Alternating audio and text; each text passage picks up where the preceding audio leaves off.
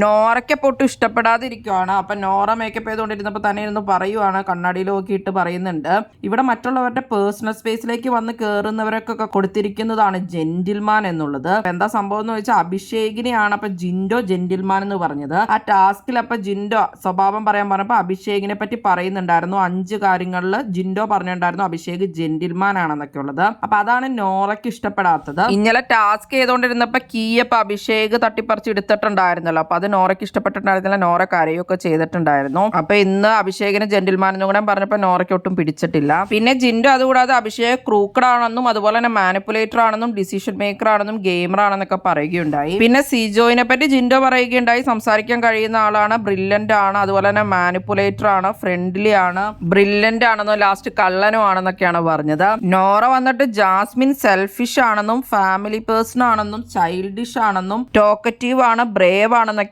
പറഞ്ഞിട്ടുണ്ടായിരുന്നത്. ആരുടെയെങ്കിലും 2 പേരുടെ സ്വഭാവങ്ങൾ പറയാനായിരുന്നു എല്ലാവരോടും പറഞ്ഞിട്ടുണ്ടായിരുന്നത്. നോറേനെ ആരും എടുത്തിട്ടുണ്ടായിരുന്നില്ല. അപ്പോ